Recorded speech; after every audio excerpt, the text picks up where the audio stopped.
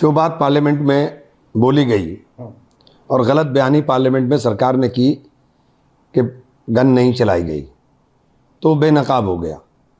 उस बच्चे की आंख में भी छर्रे, एम्स में एडमिट रहा, उसके अभी 3 छर्रे यहाँ भी मौजूद हैं। तो राहुल जी लेकर के गए नेता प्रतिपक्ष को दिल्ली के अंदर जाकर के FIR कराने के लिए 8 घंटे बैठना पड़ा। तो आप देश में न्याय व्यवस्था देख लीजिए कैसे चल रही होगी। राहुल गांधी कह रहे हैं कि अगर इस तरह की चीज़ें होती हैं देश के अंदर तो आम आदमी किस क्या न्याय की हो। मैं वही बात कह रहा हूँ कि अगर नेता प्रतिपक्ष को 8 घंटे मेहनत करनी पड़े एक सच को सामने लाने के लिए, तो इससे ज़्यादा भयावह स्थिति क्या हो सकती है। नौजवानों के ऊपर जुल्म हो रहा है, उनके भविष्य के साथ खिलवाड़ हो रहा है, और न्याय मांगने जाते हैं तो न्याय नहीं मिलता, लाठी मिलती है, गोली मिलती है। बिहार के अंदर AK-47 और पिस्टल से फायरिंग होते हुए सारे फुटेजेज मौजूद हैं, लेकिन बेशर्मी की इंतहा देखिए कि ये नौजवानों को उसके बाद भी ये कहते हैं कि ये झूठ बोल रहे हैं।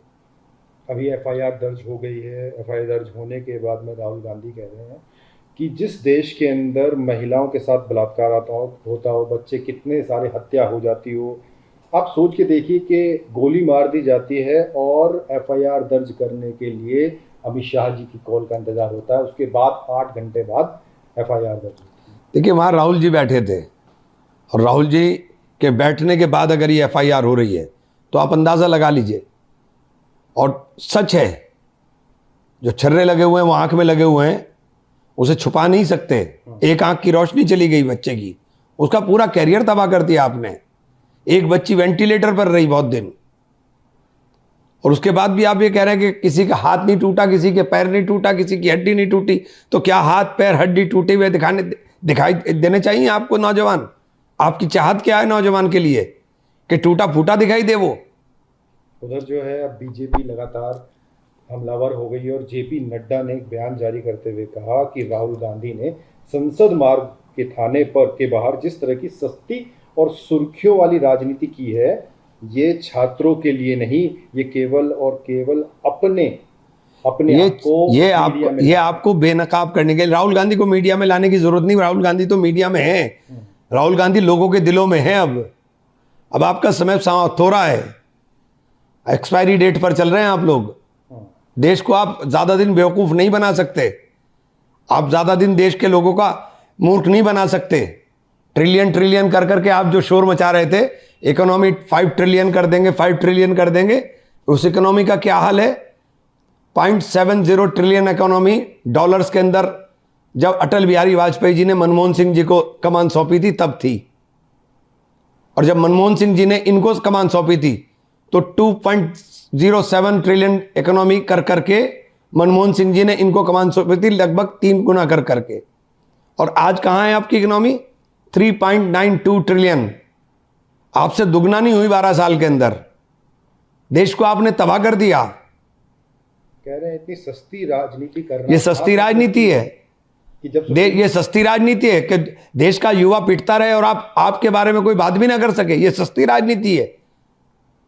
अभी भी आप गलत बयानी कर रहे हो। वो कह रहे हैं कि द्वारा एक कमेटी बनाई गई, 5 सदस्य उसमें रखे गए, और उसके बाद तो सर्वोच्च न्यायालय की कमेटी बनाई गई, FIR हुई क्या? कानून की तरह चलेगा भाई। सबसे पहली बेसिक चीज है FIR होना। FIR हुई, अब जांच हो। कह रहे हैं FIR तो हो चुकी थी। क्या हो चुकी थी? आपने बच्चे की FIR हुई थी क्या? बच्चे की नहीं हुई थी। फिर ये कहना है उनका, ये सिर्फ उनका ये नाटक है। वो वंदे मातरम का जो पूरा इनके ऊपर जो वंदे मातरम से इनका क्या लेना देना है? वंदे मातरम से इनका लेना देना क्या है? जब वंदे मातरम जिसको शोर मचा रहे हैं, वंदे मातरम, उस वक्त श्यामा प्रसाद मुखर्जी कहां थे?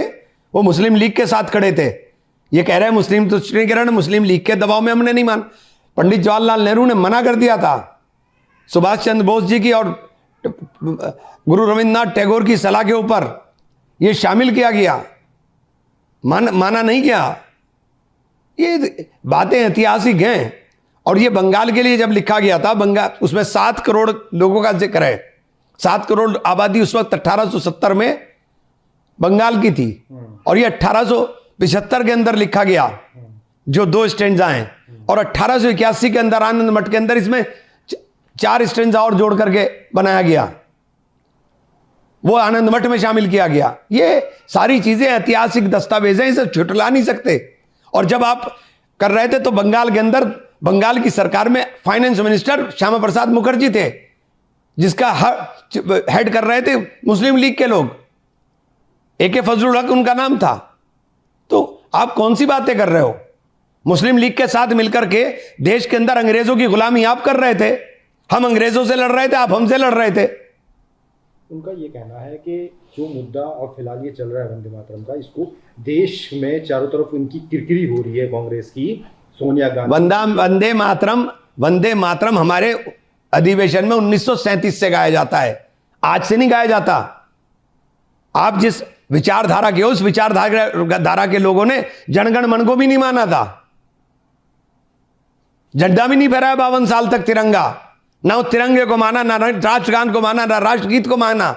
आज ये बता रहे हैं हमको, ये ऐतिहासिक तथ्य हैं भाई। वो कह रहे हैं इस मुद्दा, जो मुद्दा चल रहा है देश में, इनकी किरकिरी हो रही है। हमारी किरकिरी नहीं हो रही है, किरकिरी उनकी हो रही है। उसको किरकिरी उनकी हो रही है कि वो वंदे मातरम की आड़ में ये नाकामी नहीं छिपा सकते, वंदे मातरम की आड़ में नाकामी नहीं छिपेगी। वो कह रहे हैं कि आप लोगों पर, हम पर आरोप, वो इसको हम करने की कोशिश कर रहे हैं। हम क्या करने की, हम तो छात्रों के साथ हैं, और छात्रों की गूंज बहुत जल्दी पूरे देश में सुनाई देने लगेगी। कि वो अब इतने दिन बाद याद आया उनको, इतने दिन के बाद याद आया? अरे पार्लियामेंट में बोल रहे हैं, लगातार आपसे बातें कर रहे हैं, आप बेशर्म हो गए हो कि जब धरने पर बैठे तभी आपको करना पड़ा FIR। वो कह रहे हैं सस्ती राजनीति इस वजह से कर रहे हैं कि अगर वंदे मातरम वाला मुद्दा उठ गया तो कांग्रेस इस तरह से उठ जाएगा, उठ गया। इनका वंदे मातरम से लेना देना नहीं है भाई, इनका कोई लेना देना नहीं वंदे मातरम से। वंदे मातरम से लेना देना होता तो मुस्लिम लीग के साथ ना शामिल हुए होते। वो कह रहे हैं कि अब कांग्रेस पार्टी बच्चों और छात्रों का भविष्य पूरी तरह से बर्बाद करने पर तुली है। राहुल गांधी को ये समझना चाहिए कि जनता उनके हिट एंड रन वाले रवैये के जो राजनीति ये जो है ना, ये जो बातें हैं ना, ये बातें अब समझ में आ गई जनता की। ये नए नए जुमले, नई नई बातें, ये जुमले चलेंगे नहीं अब देश में। आपके लोगों को जवाब चाहिए। बच्चों के ऊपर आपने गोली चलाई है, बच्चों का भविष्य आपने बर्बाद किया है। 12 साल के अंदर सारे शिक्षण संस्थान तबाह कर दिए, शिक्षा को इतना महंगा कर दिया कि वो गरीब आदमी की पहुंच से दूर हो जाए। ये शिक्षण संस्थान आपने नहीं बनाए, ये शिक्षण संस्थान हमने बनवाए थे, जिनकी फीस आपने 3-3, 4-4 गुना कर दी। कौन कहां से पढ़ाए बच्चों को? उधर जो है रवि किशन प्रसाद कह रहे हैं कि जिस तरह से ये नेता प्रतिपक्ष राहुल गांधी, वो नेता प्रतिपक्ष है और वो भूल जाते हैं, और वो अराजकता, जिसकी जो अराजकता करते हैं राहुल गांधी हिंसा नहीं करते हैं। राहुल गांधी उस विचारधारा से जहां हिंसा नहीं होती है, जहां अपनी बात मनवाने के लिए अहिंसात्मक प्रदर्शन होता है, और वही करते हैं राहुल गांधी। कह रहे बिना अनुमति के पहुंच गए। अनुमति किस बात के लिए? सांस के लिए भी अनुमति तुम्हारे से लेंगे क्या? अब सांस लेने के लिए भी अनुमति तुमसे लेंगे क्या? बिना सूचना के। किस बात के लिए? किस बात की सूचना? थाने में जाने बोर्ड लगा दो, थानों पर भी, कि कोई आदमी नहीं आएगा यहां, बोर्ड लगा दो थानों पर।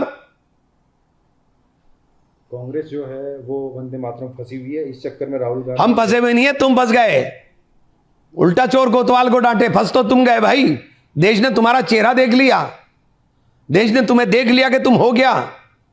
ये तस्वीर पे से पर्दा हटा दिया राहुल जी ने।